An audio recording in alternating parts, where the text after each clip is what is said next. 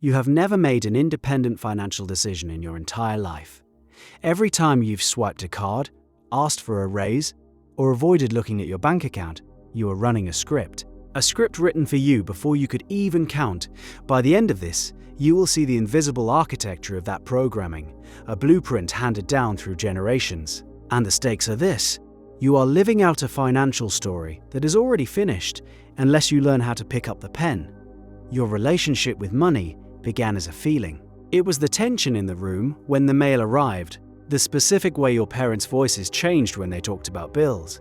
It was the feeling of abundance on a birthday, or the quiet shame of wearing hand-me-down shoes. These moments were your first lessons. We think financial education is about spreadsheets and budgets. It is about the emotional residue of 1,000 tiny observations. You weren't taught a set of rules. You absorbed a climate. That climate becomes your internal default setting for the rest of your life. Did your family celebrate a small windfall with a lavish dinner, or squirrel it away in fear of the next disaster? The answer to that question predicts your own behavior with a terrifying accuracy. You aren't repeating their advice. You are repeating their nervous system's response to money. And that response gets burned into your own biology far deeper than you can imagine. What happens in the brain during these moments is what locks the pattern in for decades. Those early, emotionally charged experiences with money create neural superhighways. When your young brain witnessed financial stress, it released cortisol and adrenaline. The memory of that event gets tagged as important for survival. That's the key. Your brain doesn't file "Dad yelling about the credit card bill" under boring adult stuff. It files it under threat. Decades later, when you face a similar situation, a large unexpected expense, that same neural pathway fires. It's a reflex. You don't have time to logically assess the situation. Your body is already reacting. The tightness in your chest, the shallow breathing, the sudden urge to either ignore the problem or solve it impulsively. That's the ghost of the original memory, running its program in your body. This is why financial anxiety feels so physical, because it is. It's a learned threat response, practiced for years until it became automatic. Your brain isn't trying to make you miserable. It's trying to be efficient. It created a shortcut based on your earliest data. And once that shortcut exists, your mind will do something even stranger. It will actively look for traffic to send down that old, familiar road, even if a brand new highway is wide open. This is the work of confirmation bias. Your brain loves to be right. Once that inherited money script is installed, your mind becomes a filter, actively searching for evidence that proves the script is true. If your core belief is making money requires painful sacrifice, you will notice every story of a burned-out entrepreneur. You will overlook examples of people who build wealth with ease and balance. Your reality is curated to match the blueprint. This creates what psychologists call a financial comfort zone. It's your psyche's default amount of wealth and stress. If you get a promotion that pushes you far above this level, you might find yourself subconsciously sabotaging. You'll make a risky investment, lend money you can't afford to lose, or suddenly need a new car. The goal is to return to the familiar emotional state. The same is true on the downside. If you fall below your baseline, you'll feel an intense pressure to scramble back up to that familiar level of just getting by.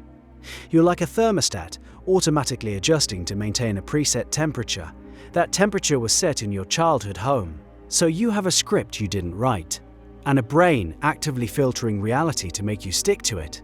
Breaking free sounds impossible, but the first step to rewriting any program is to find the original lines of code, and they are hidden in the words you use every single day. Your money story is written in your automatic phrases. It's in the casual sentences you say without thinking.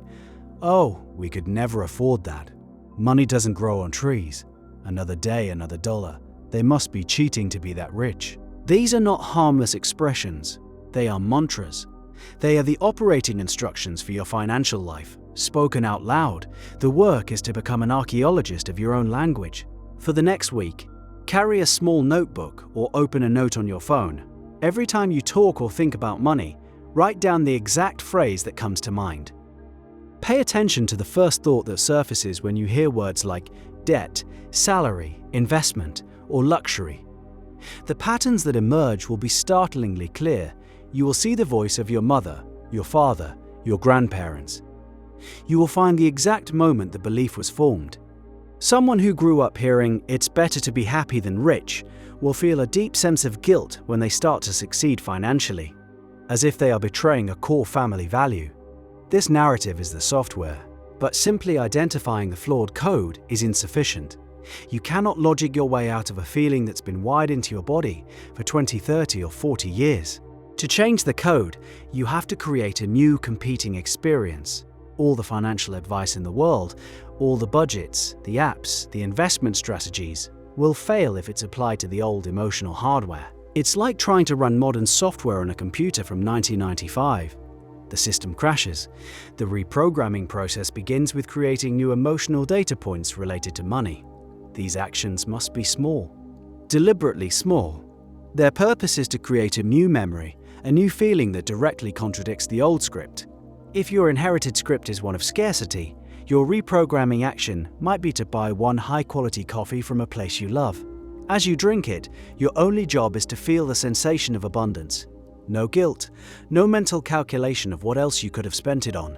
You are creating a 5-minute memory where money created ease and pleasure.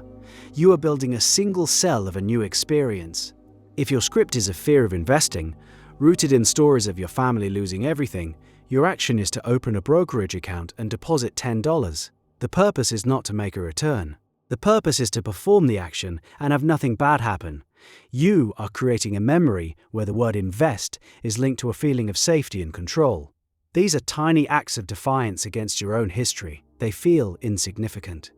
They are the most significant things you can do. Each one is a vote. Every time you perform one of these small actions, you are casting a vote for a new identity. Trying to budget out of sheer willpower is exhausting because you're fighting your own self-concept. You're a person who is bad with money, trying to act like someone who is good with it. The friction is immense. The identity-based approach flips this entirely.